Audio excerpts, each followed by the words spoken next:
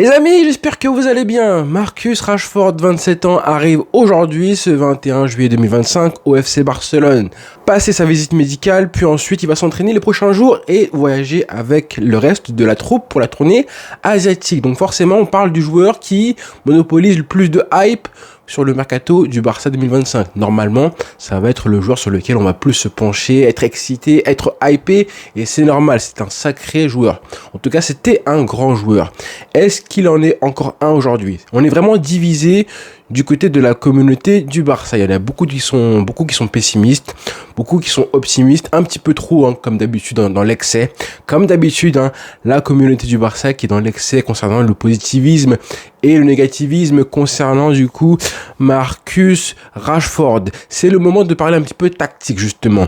On va essayer de se pencher sur le cas du joueur, ce qu'il pourrait apporter à ce Barça et les attentes qu'on aura sur lui concrètes en termes de chiffres, de jeu, de stats, d'impact sur le terrain en dehors, évidemment de trophées remportés, parce que ça, à la fin, ce qu'on veut, c'est que le joueur contribue à ce que le Barça remporte enfin la LDC, mais bon, fasse une saison encore meilleure que la saison dernière. C'est évidemment le but. Du coup, les attentes. Quelles attentes on aura sur Marcus Rashford? Est-ce qu'on s'attend à ce que le joueur du coup soit un titulaire indiscutable? Est-ce que c'est un joueur qui est supposé du coup bousculer l'effectif et l'équipe et le collectif? Moi, je vais essayer d'être un petit peu mesuré. C'est pas forcément facile quand tu es fan du Barça de rester mesuré, mais il faut être lucide. On parle d'un joueur qui là va venir en tant que potentiel super sub. Il va pas être titulaire, on s'en doute un petit peu. Il va pas être titulaire tout de suite. Ça va être un joueur de banc qui est là en tant que joueur de banc avant tout, mais qui sera là pour bousculer la hiérarchie. Lui, son but, premier, et je pense qu'Hansi Flick va du coup lui demander même d'imposer une concurrence acharnée à toute l'équipe, tout l'effectif et aux attaquants. Sa mission, ça va être de bousculer la hiérarchie pour finir la saison titulaire indiscutable du Barça. Oui. Il doit finir en tout cas lui, son objectif en tant que compétiteur, son objectif personnel doit être de terminer la saison au Barça en tant que titulaire indiscutable. C'est comme ça qu'il sera prêté. Sinon, il repartira d'où il vient, parce que s'il n'est pas titulaire à la fin de la saison, tu repartiras tout simplement. Tu ne recrutes pas un joueur pour 30 millions d'euros, comme ça a été révélé hier, évoqué par la presse, quand tu es une doublure. Le Barça ne dépensera jamais 30 millions d'euros pour une doublure. Donc, alors au début, je pense que forcément, il va servir un petit peu à faire la rotation pour l'ailier gauche, pour le numéro 9, pourquoi pas, et tous les titulaires en attaque, que ce soit en cours de match et aussi lors de quelques matchs où il pourra être mis titulaire. Mais à long terme, je pense que son objectif, ça doit être d'être titulaire au Barça. Donc avant de parler de jeu, parlons évidemment des attentes qu'on aura nous envers lui. On veut évidemment voir un joueur sérieux. D'abord à l'entraînement, en match, qui se bute à 100% pour ce club. Niveau implication, pas de problème de scandale, de polémique, de joueur qui va en boîte et tout. On veut un joueur qui fait preuve de professionnalisme, qui fait les efforts, s'adapte aussi vite que possible. On espère que ça prendra pas trop de temps parce qu'il est là pour un prêt de 1 an. Donc forcément, qui dit adaptation dit nouvelle vie à Barcelone. Ça va pas être simple pour lui. On sait qu'on le répète. Nouveau club, nouvelle ville, nouveau pays, nouvelle langue, nouveau climat, nouveau coach, nouveau coéquipier, nouvelle philosophie de jeu, nouveau championnat, nouvelle culture. La seule chose qui ne change pas, évidemment, c'est le football, à savoir l'expression du ballon avec ses pieds. Et ça, à la fin, forcément, ça doit lui permettre et l'obliger, entre guillemets, de jouer avec de la personnalité. Ce qui s'appelle de la personnalité. Et pour ça, il faut évidemment jouer avec de la confiance, qu'il s'amuse au Barça, qu'il reprenne du coup goût au football, parce que Miskin, il a trop souffert. Il était au bord de la dépression, il a perdu le goût du football, faut le dire. Donc ça peut être compliqué, même pour un millionnaire, d'accord. Mais là, on parle d'un joueur qui du coup était désespéré à l'idée de venir au Barça, donc on peut penser qu'il sera motivé, qu'il sera impliqué et qu'il retrouvera du coup goût au football avec ce nouveau défi pour lui. Sans oublier évidemment esquiver au maximum, on le prie vraiment, qu'il évite les blessures. Mais bon, ça, on en reparlera quand on fera le bilan de son historique des blessures. Alors du coup, dans le jeu maintenant, cette fois-ci, Rashford, il est évidemment là pour animer ce côté gauche du Barça, apporter un espèce d'équilibre, parce qu'on a vu forcément l'année dernière qu'on pouvait avoir des matchs du Barça où on avait la quasi-totalité du danger qui passait par le côté droit, avec Lamine Yamal et Jules Koundé. Alors, évidemment, il ne pourra pas équilibrer à lui tout seul par sa venue le collectif du Barça. Le jeu va continuer à pencher naturellement côté droit, ça faut le savoir, hein, même si on retrouve un Marcus Rashford prime. Même dans ce cas-là, on verra un Barça qui penche côté droit parce que justement Lamine Yamal est trop fort pour le football et aussi parce qu'on a une connexion naturelle avec Koundé et Lamine Yamal qui est déjà faite, déjà solide et déjà bâtie. Donc ça, il faut l'accepter. Et en plus, Marcus Rashford, on verra que son profil, c'est pas un joueur qui attire le ballon comme un Lamine Yamal. C'est un joueur qui a le profil d'ailier, mais un ailier bien spécifique, à savoir ailier intérieur. À savoir les ailiers qui aiment repiquer, rentrer vers l'intérieur, vers l'axe du terrain, pour frapper au but quand ils ont un petit peu d'espace. Et ça, c'est une bonne chose. Je pense que c'est ce que voulait justement Hansi Flick à minima, parce que c'est une bonne chose pour Baldé déjà, forcément qui va du coup pouvoir continuer à squatter la ligne de touche côté gauche du Barça. Quand vous avez un ailier qui rentre dans l'axe systématiquement, et ben vous avez souvent son latéral qui fait les appels de balles dans son dos. Et souvent on voit justement les ailiers qui font ce mouvement en repiquant vers l'axe et ensuite en passant le ballon du coup au latéral qui a fait l'appel de balle dans son dos. Ça donne un mouvement qu'on voit très souvent entre Lamine Yamal et Koundé par exemple. Donc lui, Rashford ait ce profil d'ailier intérieur, ça va éviter que Alejandro Baldé et lui du coup se marchent un petit peu dessus, comme ça a pu être le cas au Barça, rappelez-vous, avec Jordi Alba et Neymar. C'était justement une des phrases qui m'avait marqué quand Neymar était parti du club.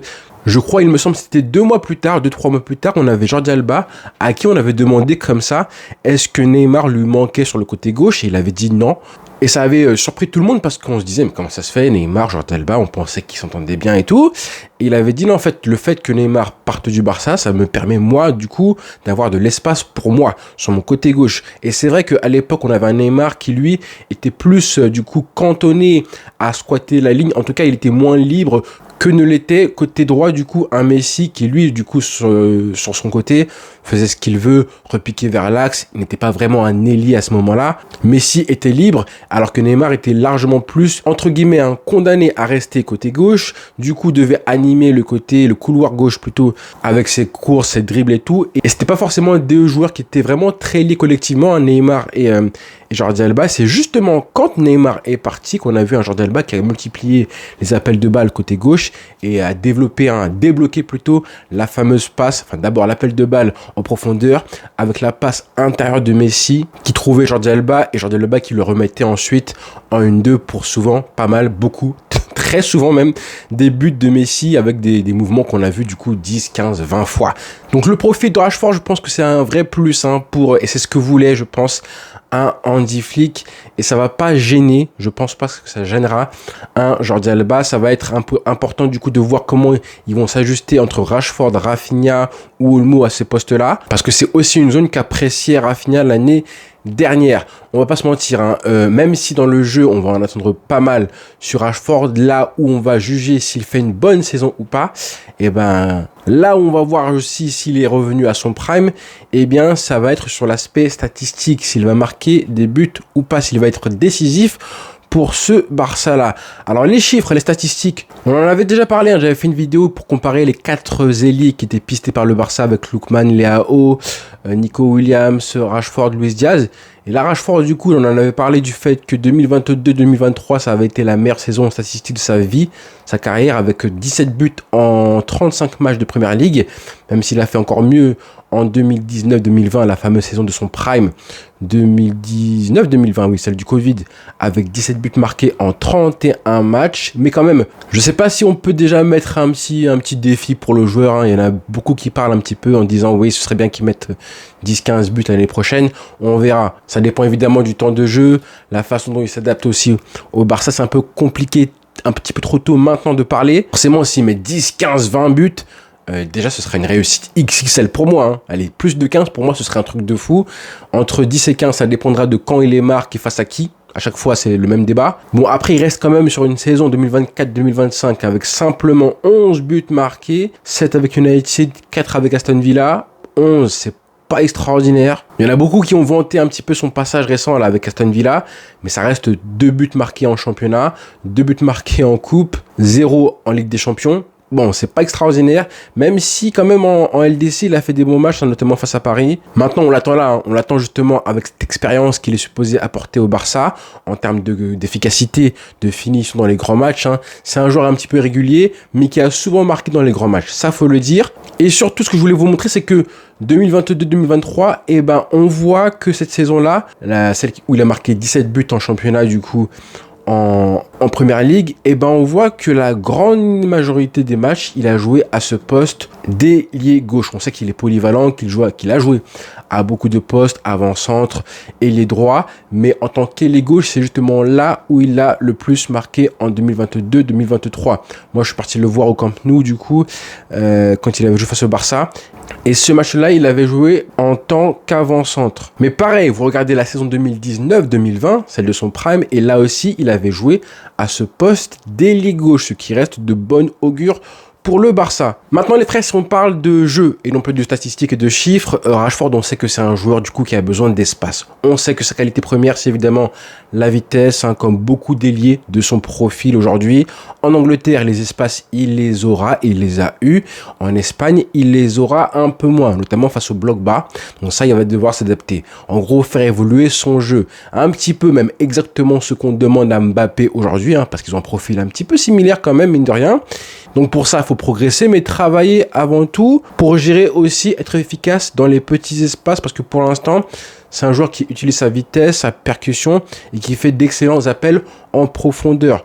Je le dis souvent, mais c'est pas un soliste, c'est un joueur de collectif qui profite du collectif du Barça. En tout cas, il va essayer d'en profiter. En gros, un joueur à qui tu passes le ballon et vas-y, va être efficace, va marquer. C'est pas un joueur, un soliste à qui tu passes le ballon et vas-y, débloque-nous une situation, dribble un joueur, crée un déséquilibre, fait des différences sur chaque dribble ou presque, ou chaque ballon que tu vas toucher, chaque action. Non, Rashford, c'est pas forcément ça. La preuve, c'est qu'on avait vu les chiffres, les statistiques qui montraient qu'il touchait pas beaucoup de ballons. La preuve, en moyenne, là, en 2024-2025, seulement 28 ballons touchés par match, ce qui n'est pas beaucoup. Donc, c'est un joueur qui va profiter du collectif du Barça, notamment, justement, ce qui se passe côté droit. Côté droit, où vous avez Lamine Yamal, Koundé, qui font du jeu, qui créent un petit peu du danger.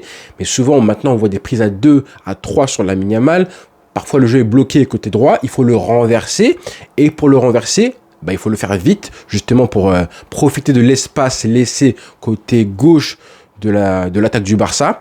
Et pour ça, c'est très bien d'avoir des joueurs qui soient rapides comme un Rashford. Donc, je pense qu'on verra beaucoup d'actions où on a un déséquilibre créé, en tout cas, essayer, tenter côté droit avec Lamine Yamal et un renversement de jeu assez rapide par la passe, par le dribble, par la conduite de balle vers le côté gauche avec des Rashford notamment. On l'a vu ça très souvent avec Lamine Yamal et Rafinha l'année dernière. Avec un Rashford, ce sera peut-être, j'espère en tout cas, encore mieux que ça. Ça reste un pari assez risqué. Pour Hansi Flick, ça reste un pari très risqué. On parle d'un joueur qui a traversé une période du désert assez grosse à United, il était déprimé.